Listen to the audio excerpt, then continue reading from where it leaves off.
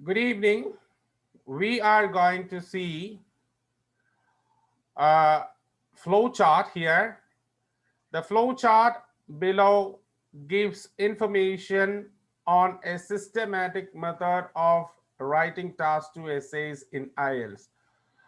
IELTS writing task 2 എഴുതാൻ ഉള്ള ഒരു സിസ്റ്റമാറ്റിക് IELTS ടാസ്ക് 2 എഴുതാൻ പല സിസ്റ്റമാറ്റിക് മെത്തേഡ്സ് ഉണ്ടാകും. അതിലെ ഒരു സിസ്റ്റമാറ്റിക് മെത്തേഡാണ് ഇവിടെ നമ്മൾ കാണുന്നത്. അതാണ് ഈ ഫ്ലോ ചാർട്ടിൽ തന്നിരിക്കുന്നത്. ഈ ഫ്ലോ ചാർട്ടിൽ എന്താ തന്നിരിക്കുന്നത്? What is a question? The flow chart. അപ്പൊ എന്താണ് picture? It's a flow chart. ആ ഫ്ലോ ചാർട്ട് എന്ത് കാണിക്കുന്നു? നിങ്ങൾക്ക് ഇൻഫർമേഷൻ തരുന്നു. എന്താണ്? A systematic method of writing task 2 essays where in IELTS. ഏതെങ്കിലും വർഷമില്ല, കമ്പാരിസൺ ഇല്ല, ഫിഗർ കമ്പാരിസൺ ഇല്ല. അപ്പോൾ നമ്മുടെ bar graph, line graph, table, അതുപോലെ പൈ ചാർട്ട്, അവിടെ പറയുന്ന പോലെ ഫിഗർ കമ്പാരിസൺ ഇവിടെ ഇല്ല. ഇവിടെ ആകെ ഉള്ളത് ഡേറ്റ നമ്മളതിൻ്റെ ഓർഡറിൽ കാണുന്നു എന്ന് മാത്രം. ഓക്കെ, നമുക്ക് 20 മിനിറ്റ് ഐഡിയലി എടുക്കാം. 20 മിനിറ്റ് കൂടുതൽ എടുത്താൽ ടാസ്ക് 2ന്റെ ടൈം പോകുന്നു. 150 വേർഡ്സ് അറ്റ്ലീസ്റ്റ് എഴുതണം. So up to 200 words, 215 words നമുക്ക് എഴുതാം. അതിൽ കൂടരുത്. നമുക്ക് ഇനി ഈ കാര്യത്തിലേക്ക് കടക്കാം. എന്താണ് പിക്ചർ എന്ന് അനലൈസ് ചെയ്യാം. പിക്ചർ നമുക്കിവിടെ കാണുന്നത് ഇതാണ് പിക്ചർ. പിക്ചറിനകത്ത് ആദ്യം കാണുന്നത് read and understand the question thoroughly. അപ്പൊ ഫ്ലോ ചാർട്ടിന്റെ പ്രത്യേകത എന്ന് പറയുന്നത്, ഫ്ലോ ചാർട്ട് അതിങ്ങനെ ഒരു ഏരിയയിൽ നിന്ന് പോകുന്നത് സീക്വൻഷ്യൽ ആണ്. ഇവിടെ നിന്ന് ഇങ്ങോട്ട് പോകുന്നു, പിന്നെ ഇങ്ങോട്ട് പോകുന്നു. എല്ലാം ആരോസുമായിട്ട് ബന്ധപ്പെടുത്തി പലതരത്തിലുള്ള ആരോസ് കാണും. ആരോ സീക്വൻസിലാണ് നമ്മളിവിടെ ഫ്ലോ ചാർട്ട് കൊണ്ടുപോകുന്നത്. അപ്പോൾ ഈ ആരോസ് ഡിസൈഡ് ചെയ്യുന്നു നിങ്ങൾ എന്താണ് ചെയ്യേണ്ടത്. മാത്രമല്ല ഓരോ പെർട്ടിക്കുലർ കാര്യവും അത് ലോജിക്കലായിട്ട് നിങ്ങൾ സെന്റൻസിൽ കൊണ്ടുവരിക. ഈ കാര്യങ്ങൾ ലോജിക്കൽ സെന്റൻസ് ആക്കുക. പിന്നീട് നിങ്ങൾ ചെയ്യേണ്ടത് ഇത് തമ്മിൽ കണക്ട് ചെയ്യുക. എങ്ങനെയാണ്? ഗ്രൂപ്പായിട്ട് കണക്ട് ചെയ്യണമോ അതോ ഇൻഡിവിജ്വൽ ആയിട്ട് കണക്ട് ചെയ്യണമോ? അത് നിങ്ങളുടെ ഇഷ്ടം. അപ്പോൾ ഞാൻ ഒന്നുകൂടി പറയാം എന്തൊക്കെയാണ് നമ്മളിവിടെ ചെയ്യേണ്ടത്. നമ്മൾ പറഞ്ഞു ഇതെല്ലാം ആരോസ് വഴി ബന്ധപ്പെട്ടിരിക്കുന്നു. ഇതാണ്ട് ആരോ കിടപ്പുണ്ട് ഇവിടെ. ആരോസ് വഴി ബന്ധപ്പെട്ട് ഈ ആരോസ് ആണ് ഡിസൈഡ് ചെയ്യുന്നത്. ഒന്ന് മറ്റൊന്നിലേക്ക് പൊക്കൊണ്ടിരിക്കുന്നു ഈ പ്രോസസ്. അപ്പോ ഈ ആരോസ് ആണ് ഡിസൈഡ് ചെയ്യുന്നത് എവിടെ നിന്നാണ് നിങ്ങൾ തുടങ്ങുന്നത്. അപ്പൊ ഇത് നമ്പർ 1. അങ്ങനെ ഇവിടെ നമ്മൾ തീരുന്നു. എന്താണ് ഇവിടെ? ആദ്യത്തെ നമ്മൾ പറഞ്ഞു സീക്വൻസ് ആണ് എന്ന് പറഞ്ഞു. 2 നമ്മൾ കാര്യം പറഞ്ഞു, ഈ പെർട്ടിക്കുലർ ഇൻഡിവിജ്വൽ ആയിട്ടുള്ള കാര്യങ്ങൾ എനിക്ക് സെന്റൻസ് ആയിട്ട് ഡെവലപ്പ് ചെയ്യണം. അത് ഇങ്ങനെ എഴുതാൻ പറ്റുകയില്ല. ചുമ്മാ ഇതിങ്ങനെ കോപ്പി ചെയ്യാൻ പറ്റുകയില്ലാത്തത് കൊണ്ട് എനിക്കിതെല്ലാം സെന്റൻസ് ആയിട്ട് ഡെവലപ്പ് ചെയ്യണം. ഇതെല്ലാം സെന്റൻസ് ആയിട്ട് ഡെവലപ്പ് ചെയ്യണം. ഓരോ പോയിന്റുകളും നമ്മൾ സെന്റൻസ് ആയിട്ട് ഡെവലപ്പ് ചെയ്യണം. അതിനുശേഷം പിന്നീട് നിങ്ങളുടെ കാര്യം എന്ന് പറയുന്നത് ഇത് തമ്മിൽ സെന്റൻസുകൾ തമ്മിൽ ബന്ധം ഉണ്ടാക്കണം, കണക്ഷൻ ഉണ്ടാക്കണം. അപ്പൊ ചിലപ്പം ഈ 2 കാര്യങ്ങളായിരിക്കും, ഈ 3 കാര്യങ്ങളായിരിക്കും ചിലപ്പോൾ നിങ്ങൾ ആദ്യം ചെയ്യുന്നത്, അല്ലെങ്കിൽ ഈ 3 കാര്യങ്ങളായിരിക്കും രണ്ടാമത് ചെയ്യുന്നത്, ഈ 3 കാര്യങ്ങളായിരിക്കും മൂന്നാമത് ചെയ്യുന്നത്. അത് ലോജിക്കലായിട്ട് നിങ്ങൾ ഗ്രൂപ്പ് ചെയ്ത് ഓരോ പാരഗ്രാഫ് ആയിട്ട് എഴുതുക, കണക്ട് ചെയ്യുക. അപ്പോൾ ഇതിനകത്ത് വേണ്ട പ്രത്യേകിച്ചുള്ള വൊക്കാബുലറി ഉണ്ട്. അതായത് സീക്വൻസിങ് വേർഡ്സ് എന്ന് പറയും. അപ്പൊ എന്താണ് സീക്വൻസിങ് വേർഡ്സ്? സീക്വൻസിങ് വേർഡ്സ് എന്ന്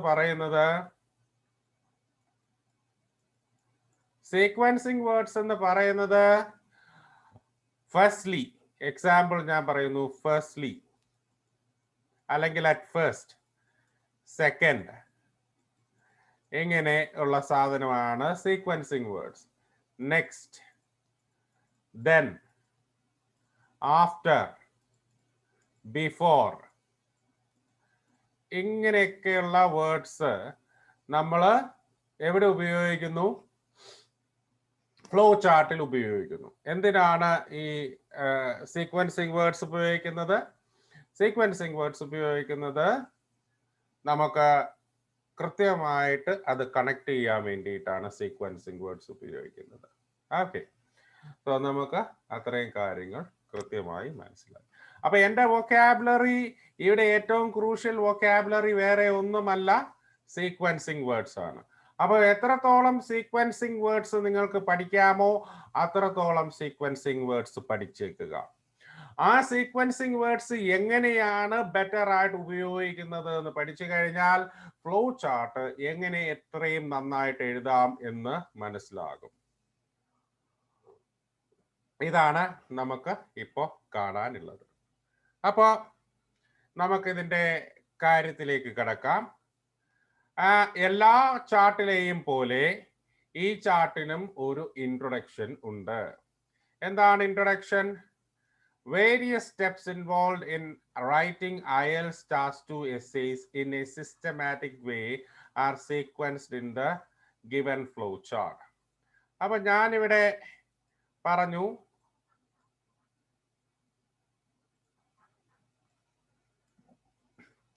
various steps involved in writing IELTS Task 2 essays in a systematic way are sequenced in the given flow chart. അപ്പൊ ഇനി ഞാൻ വേറെ ഒരു വിധത്തില് ഇത് ഇൻട്രൊഡക്ഷൻ എഴുതുകയാണെങ്കിൽ അത് എങ്ങനെ എഴുതും എന്ന് നമുക്ക് ടെക്സ്റ്റ് ബോക്സിൽ നോക്കാം.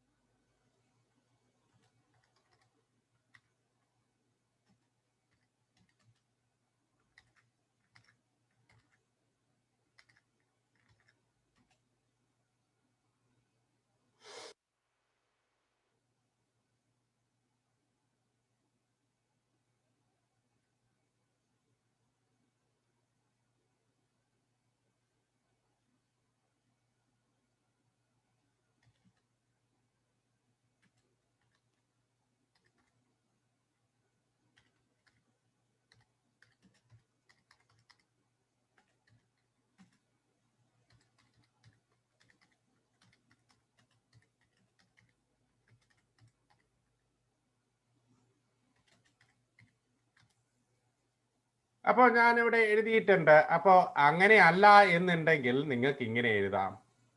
എങ്ങനെ എഴുതാം? Different stages of writing task 2 essays in IELTS in a systematic order is illustrated in the given chart. അപ്പോൾ നമുക്ക് ടെക്സ്റ്റ് ബോക്സിനകത്ത് നമുക്കിനി വേറൊരു രീതിയിലാണ് എഴുതുന്നതെങ്കിൽ എങ്ങനെ എഴുതാം? നമുക്കൊന്നും കൂടെ നോക്കാം. ഇതല്ല, വേറൊരു രീതിയിലാണ്. Different stages of writing task 2 essays in IELTS in a systematic order is illustrated in the given chart. വേറൊരു രീതിയിൽ നമുക്കിത് എഴുതാൻ നോക്കാം.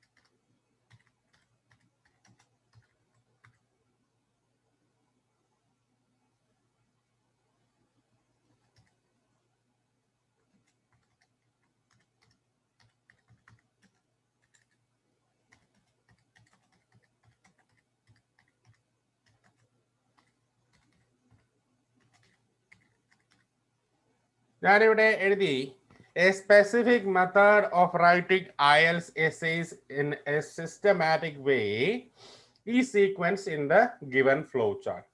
അപ്പൊ എനിക്ക് ഇൻട്രൊഡക്ഷൻ ഏത് രീതിയിലും എഴുതാം. അപ്പോ എൻ്റെ ഇവിടെ ഉള്ള ആദ്യത്തെ ഇൻട്രൊഡക്ഷൻ ഞാൻ വായിച്ചു, ഞാൻ രണ്ടാമത് ഇൻട്രൊഡക്ഷൻ എഴുതിയാണ്.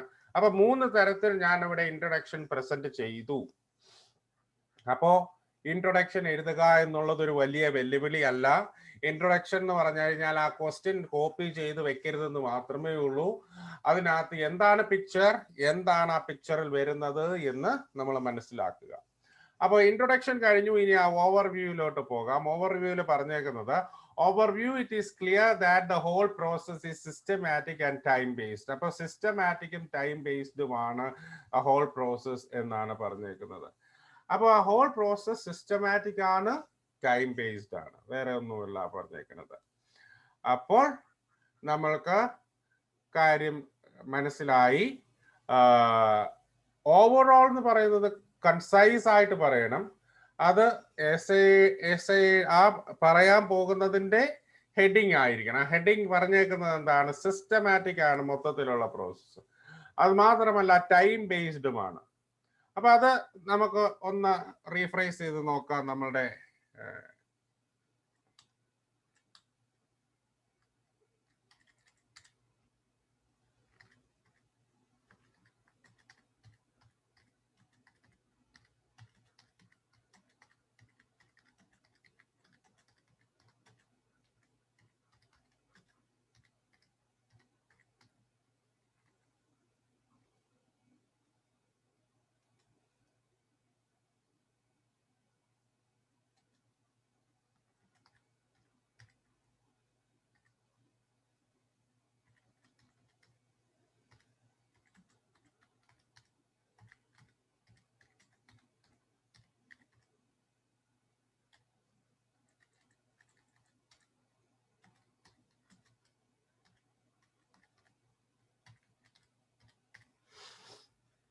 So ഞാൻ ഓവർവ്യൂ വേറെ രീതിയിൽ എഴുതി. It is clear from the chart that the whole process is a time based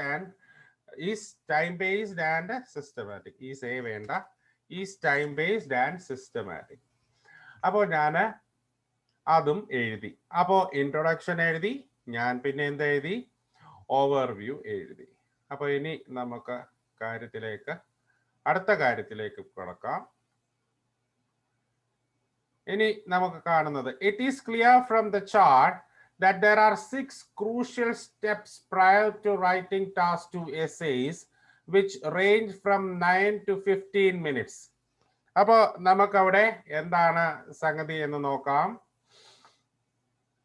It is clear that there are 6 crucial steps prior to writing task 2 essay. Prior to writing task 2 essay. ഇതാണ് writing task 2 essay. essay എഴുതുന്നത് ഇവിടെയാണ്. ഈ എഴുതുന്നതിന് മുമ്പ് 6 സ്റ്റെപ്പുകളുണ്ട്. 1, 2, 3, 4, 5, 6. 6 സ്റ്റെപ്പുകളുണ്ട്. And 9 to 15 minutes ആണ് അതിന്റെ ടൈം എന്ന് പറഞ്ഞാൽ.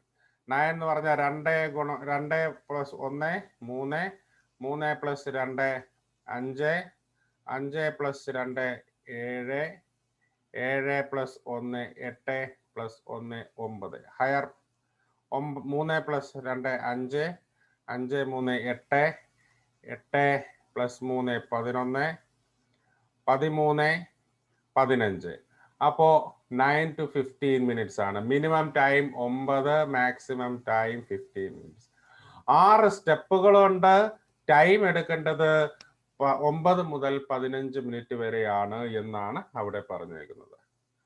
അപ്പോ കൃത്യമാണ്, നിങ്ങൾ പറഞ്ഞത് ശരിയാണ്, നമ്മൾ അത് പ്രൂവ് ചെയ്തു. It is clear from the chart that there are 6 crucial steps. 6 crucial steps ഉണ്ട്.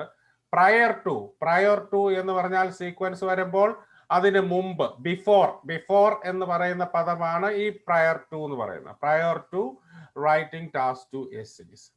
എവിടെ നിന്ന് അത് സ്റ്റാർട്ട് ചെയ്യുന്നു? Time 9 to 15 minutes. Of these എന്ന് പറഞ്ഞാൽ ഇതിൽ നിന്ന് അല്ലെങ്കിൽ ഇവയിൽ the primary step is critical reading and understanding of question followed by realizing the motive of question. Primary step എന്താണ്? ക്രിട്ടിക്കൽ. പ്രൈമറി എന്ന് പറഞ്ഞാൽ ഫസ്റ്റ് സ്റ്റെപ്പ്. ഫസ്റ്റിന് പകരം ഉപയോഗിച്ചേക്കുന്ന പദമാണ് പ്രൈമറി എന്ന് പറഞ്ഞാൽ. ഇതിൽ പ്രൈമറി സ്റ്റെപ്പ് എന്താണ്? Critical reading and understanding of the question followed by realizing the motive of the question. അപ്പൊ പ്രൈമറി സ്റ്റെപ്പ്, അതായത് ഫസ്റ്റ് സ്റ്റെപ്പ് എന്താന്ന് നോക്കാം. 6 സ്റ്റെപ്പുകളിൽ പ്രൈമറി സ്റ്റെപ്പ് എന്താണ്? ഇതാണ് പറഞ്ഞത്. 6 സ്റ്റെപ്പ്, 1, 2, 3, 4, 5, 6 സ്റ്റെപ്പിൽ പ്രൈമറി സ്റ്റെപ്പാണ് ഈ കാണുന്നത്. ആ പ്രൈമറി സ്റ്റെപ്പ് എന്താ പറഞ്ഞേക്കുന്നത്? Reading and understanding the question thoroughly. അപ്പൊ ഞാൻ അവിടെ എന്നാ പറഞ്ഞേക്കുന്നത്? reading and understanding the question followed by realizing the motive of the question. അപ്പോ പ്രൈമറി സ്റ്റെപ്പ് എന്ന് പറയുന്നത് reading and understanding the question ആണ്. Followed by understand the motive of the question. Understand the purpose എന്ന് പറയുന്നതാണ് motive. അപ്പൊ reading and understanding the question ആണ് primary step. Followed by എന്ന് പറഞ്ഞാൽ കണക്ട് ചെയ്തിരിക്കുന്നു.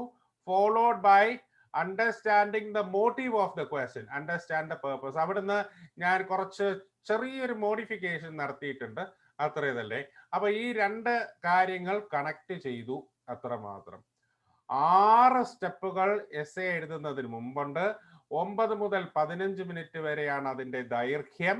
അതിനുശേഷം പറഞ്ഞു അതിൽ ആദ്യത്തെ സ്റ്റെപ്പ്, പ്രൈമറി സ്റ്റെപ്പ് എന്ന് പറയുന്നത് reading and understanding the question thoroughly എന്നാണ്. ഓക്കെ, അതിനുശേഷം followed by understanding the motive of the question. ഇത്രയും കാര്യങ്ങളാണ് നമ്മളിവിടെ കണ്ടത്. ഇനി നമ്മൾ കാണുന്നത് the careful isolation of the topic or topics from the question to which the answer is related is the next step. അടുത്ത സ്റ്റെപ്പ് എന്താന്ന് പറഞ്ഞത്? Careful isolation of the topic or topics from the question to which the answer is related. Isolate topic or topic to which the answer revolves. അപ്പൊ answer relate ചെയ്യുന്ന ആ topic അതിൽ നിന്ന് എടുത്തെഴുതുക, isolate ചെയ്യുക. Careful isolation. അപ്പൊ careful എന്ന വാക്കൊക്കെ ഇതിനകത്ത് ആഡ് ചെയ്തേക്കുന്നതാണ്. അപ്പോ ഈ സെന്റൻസ് കണക്ട് ചെയ്യാൻ വേണ്ടിയിട്ട് ഉപയോഗിച്ചേക്കുന്ന കുറച്ച് പദങ്ങൾ. Is the next process. അപ്പൊ ഇവിടെ പറഞ്ഞു പ്രൈമറി എന്ന്, ഇവിടെ പറഞ്ഞു ഫോളോഡ് ബൈ എന്ന് പറഞ്ഞു. ഇവിടെ അതിനുശേഷം എന്താ പറഞ്ഞത്? ഇവിടെ എന്താ പറഞ്ഞത്? ഈസ് ദ നെക്സ്റ്റ് സ്റ്റെപ്പ് എന്ന് പറഞ്ഞു. Okay, primary step, followed by, പിന്നീട് നെക്സ്റ്റ് സ്റ്റെപ്പ്. ഇത്രയും കാര്യങ്ങളാണ് നമ്മളിവിടെ കേട്ടത്. അടുത്ത കാര്യം നോക്കുകയാണെങ്കിൽ thereafter എന്ന് പറയാം, അല്ലെങ്കിൽ then after എന്ന് പറയാം. then after ആണ് കുറച്ചും കൂടി നല്ലത്. then after അല്ലെങ്കിൽ then ideas and examples which are closely related to the topics are generated. then എന്ന് പറഞ്ഞു കഴിഞ്ഞാൽ ഇത്. then ideas and examples related to the topic are generated. extraction of ideas and related examples. അപ്പൊ അത് വേറൊരു രീതിയിലാണ് നമ്മൾ ഇവിടെ പറഞ്ഞേക്കുന്നത്.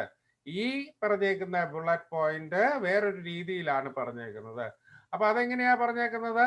the careful isolation of topic or topics from the question to which the answer is related in the next step.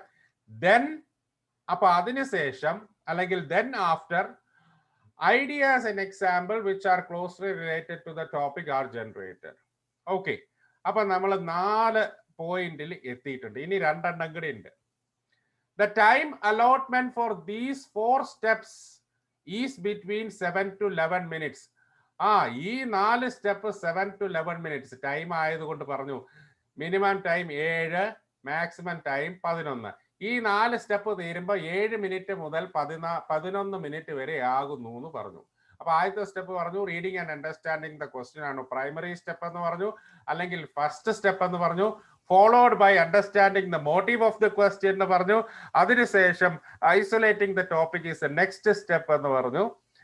അതിനുശേഷം പറഞ്ഞത് then after അല്ലെങ്കിൽ thereafter അല്ലെങ്കിൽ then this is the thing. ഈ 4 പിന്നെ പറഞ്ഞു 4 സ്റ്റെപ്പിനും കൂടെ 7 മുതൽ 11 മിനിറ്റ് വരെ എടുക്കുന്നുണ്ട് എന്ന് പറഞ്ഞു. ഇത്രയും കാര്യങ്ങളാണ് നമ്മളിവിടെ പറഞ്ഞു നിർത്തിയിരിക്കുന്നത്. ഇനി നമുക്ക് നോക്കാനുള്ളത് അടുത്ത 2 കാര്യങ്ങളാണ്. Ranking and organising the selected ideas is the subsequent step and the ultimate step before writing essay is outline framing. അപ്പോ സബ്സിക്വന്റ്, അടുത്ത വാക്ക് ഉപയോഗിച്ചിരിക്കുന്ന സബ്സിക്വന്റ്, തൊട്ടടുത്ത സ്റ്റെപ്പിനാണ് നമ്മൾ പറയുന്നത് സബ്സിക്വന്റ് സ്റ്റെപ്പ്. അൾട്ടിമേറ്റ് സ്റ്റെപ്പ് എന്ന് പറഞ്ഞാൽ അവസാനത്തെ സ്റ്റെപ്പ്. അപ്പോൾ 2 വാക്കുകൾ ഇവിടെയുണ്ട്. ഒന്ന് subsequent step, 2 ultimate step. Subsequent എന്ന് പറഞ്ഞാൽ ഇനിയുള്ളത്, ഫോളോയിങ് എന്നുള്ള അർത്ഥം. അൾട്ടിമേറ്റ് എന്ന് പറഞ്ഞാൽ അവസാനത്തത് എന്നുള്ള അർത്ഥം. അപ്പൊ സബ്സിക്വന്റ് സ്റ്റെപ്പ് എന്താണ്, അൾട്ടിമേറ്റ് സ്റ്റെപ്പ് എന്താണ്? ഓക്കെ, അപ്പൊ ranking and organising the selected ideas is the next step or the subsequent step and the ultimate step before writing is outline framing. അപ്പൊ 2 കാര്യങ്ങളാണ് ഇനിയുള്ളത്, റാങ്കിങ് ആൻഡ് ഓർഗനൈസിങ്. അപ്പോൾ rank ചെയ്യുക അല്ലെങ്കിൽ organise ചെയ്യുക, ranking or organising the selected ideas, ഇതാണ് subsequent step എന്ന് പറഞ്ഞാൽ, അല്ലെങ്കിൽ കോൺസിക്യൂട്ടീവ് സ്റ്റെപ്പ് എന്ന് പറഞ്ഞാൽ, അല്ലെങ്കിൽ ഫോളോയിങ് സ്റ്റെപ്പ് എന്ന് പറഞ്ഞു കഴിഞ്ഞാൽ. അപ്പൊ അതിന് പകരം നമുക്ക് പല വാക്കുകൾ ഉപയോഗിക്കാം. അവിടെ then എന്ന് ഉപയോഗിച്ചുകൊണ്ടും നെക്സ്റ്റ് എന്ന് ഉപയോഗിച്ചുകൊണ്ടും ഇവിടെ നമ്മൾ സബ്സിക്വന്റ് എന്ന് ഉപയോഗിച്ചു എന്ന് മാത്രം. Followed by the ultimate. Ultimate എന്ന് പറഞ്ഞാൽ എസ്സേ എഴുതുന്നതിന് മുമ്പുള്ള അവസാനത്തെ സ്റ്റെപ്പ് എന്താണ്? Ultimate step, eventual, the ultimate step, the final step before writing the essay is framing the skeleton or framing the outline of the essay. ഇതാണ് നമ്മൾ കണ്ടത്. അപ്പൊ എസ്സേ എഴുതുന്നതിന് മുമ്പുള്ള 6 സ്റ്റെപ്പും വിശദമായിട്ട് നമ്മൾ കണ്ടു. അതിന്റെ ടൈം ഫ്രെയിം കണ്ടു, അത് ടൈം എങ്ങനെയാണ് അത് കണക്ട് ചെയ്തിരിക്കുന്നതെന്ന് കണ്ടു, സീക്വൻഷ്യൽ വേർഡ്സ് അനുസരിച്ച് അതെങ്ങനെയാണ് കണക്ട് ചെയ്തിരിക്കുന്നതെന്ന് കണ്ടിരുന്നു. ഇനി നമ്മൾ പോകാൻ പോകുന്നത് അടുത്ത പാരഗ്രാഫില്. The next 15 to 20 minutes is the most significant part of the process. അതിനായിട്ട് ഞാൻ 2 കുത്ത് കോളൻ ഇട്ടിട്ട് പറഞ്ഞു writing the essay legibly in the correct format. അപ്പൊ പ്രധാനപ്പെട്ട കാര്യത്തിലേക്ക് കഴിഞ്ഞു. അപ്പം നെക്സ്റ്റ് 15 to 20 മിനിറ്റ്സ് അവിടെ പറഞ്ഞു. നെക്സ്റ്റ് 15 to 20 മിനിറ്റ്സ് എന്ന് പറഞ്ഞു കഴിഞ്ഞാൽ റൈറ്റിംഗ് ദ എസ്സേ ആണ്, വേറൊന്നുമല്ല. റൈറ്റിംഗ് ദ എസ്സേ ആണ് നെക്സ്റ്റ് 15 to 20 മിനിറ്റ്സിൽ ചെയ്യേണ്ടത്. ഓക്കെ, അപ്പോ അതിനുശേഷം പറഞ്ഞു the process is incomplete without proof reading, ബ്രാക്കറ്റിൽ ടൈം കൊടുത്തിട്ടുണ്ട്, and an optional editing which should fit to the available time left. അപ്പോ റൈറ്റിംഗ് അടുത്ത ക്രൂഷ്യൽ സ്റ്റെപ്പ് ആണെന്ന് പറഞ്ഞു. 15 to 20 മിനിറ്റ്സ് എടുത്ത് കെയർഫുൾ ആയിട്ട് എഴുതണം എന്ന് പറഞ്ഞു. അത് മോസ്റ്റ് സിഗ്നിഫിക്കന്റ് ആണെന്ന് പറയുകയും ചെയ്തു. അതിനുശേഷം പറഞ്ഞു പ്രോസസ് ഇൻകംപ്ലീറ്റ് ആണ്, ബാക്കി 2 കാര്യങ്ങൾ ഇല്ല എങ്കിൽ. എന്നിട്ട് പറഞ്ഞു അത് ബാക്കിയുള്ള അവൈലബിൾ ടൈമില് നിങ്ങൾ എഴുത്ത് ഫിറ്റ് ചെയ്യുക എന്നുള്ളത്. ഇനി അവൈലബിൾ ടൈം 3 to 5 മിനിറ്റ്സ് പിന്നെ സമയം ഉണ്ടെങ്കിൽ. അവ 3 to 5 മിനിറ്റ്സ് പ്രൂഫ് റീഡിങ്ങിന് 3 to 5 മിനിറ്റ്സ് ഉണ്ട്. പിന്നെ ഉള്ള ഫൈനൽ എഡിറ്റിങ്ങിന് അവൈലബിൾ, ബാക്കിയുള്ള അവൈലബിൾ ടൈം ഏതാണോ അത് എടുക്കുക. അപ്പൊ ഇതാണ് നമ്മളുടെ ഫ്ലോ ചാർട്ട് എക്സ്പ്ലനേഷൻ, ഇവിടെ തന്നിരിക്കുന്ന ഫ്ലോ ചാർട്ട് എക്സ്പ്ലനേഷൻ. അപ്പൊ ഒരു ക്ലിയർ കട്ട് ഇൻട്രൊഡക്ഷൻ നമ്മൾ കണ്ടു, ഓവർവ്യൂ നമ്മൾ കണ്ടു, ആ സീക്വൻസ് നമ്മൾ കണ്ടു. ആ സീക്വൻസ് ഞാൻ അണ്ടർലൈൻ ചെയ്ത് കാണിക്കാം. ഓക്കെ, 6 ക്രൂഷ്യൽ സ്റ്റെപ്പ് എന്ന് പറഞ്ഞു, പ്രയർ ടു എന്ന് പറഞ്ഞു, പ്രൈമറി സ്റ്റെപ്പ് എന്ന് പറഞ്ഞു, ഫോളോഡ് ബൈ എന്ന് പറഞ്ഞു, നെക്സ്റ്റ് സ്റ്റെപ്പ് എന്ന് പറഞ്ഞു, ദെയർ ആഫ്റ്റർ അല്ലെ ദെൻ ആഫ്റ്റർ എന്ന് പറഞ്ഞു, സബ്സിക്വന്റ് സ്റ്റെപ്പ് എന്ന് പറഞ്ഞു, അൾട്ടിമേറ്റ് സ്റ്റെപ്പ് എന്ന് പറഞ്ഞു, മോസ്റ്റ് സിഗ്നിഫിക്കന്റ് പാർട്ട് എന്ന് പറഞ്ഞു. Okay, so these words are very crucial. ഇതിനെയാണ് നമ്മൾക്ക് ഈ ചാർട്ടിൽ നമുക്ക് വളരെ ഇമ്പോർട്ടൻ്റ് ആയിട്ട് നമ്മൾ കാണുന്ന വൊക്കാബുലറി ആണ് ഇപ്പോൾ നിങ്ങൾ കണ്ടത്. അപ്പോൾ പിക്ചർ ഒന്നും കൂടെ നോക്കോളുക. ക്വസ്റ്റ്യൻ ഇതെന്താണ്? The flow chart gives information on the systematic method of writing task two essays in IELTS. ഇതാണ് നമ്മളിപ്പോൾ കണ്ടത്. ഓക്കെ, എല്ലാവർക്കും മനസ്സിലായി എന്ന് വിചാരിക്കുന്നു.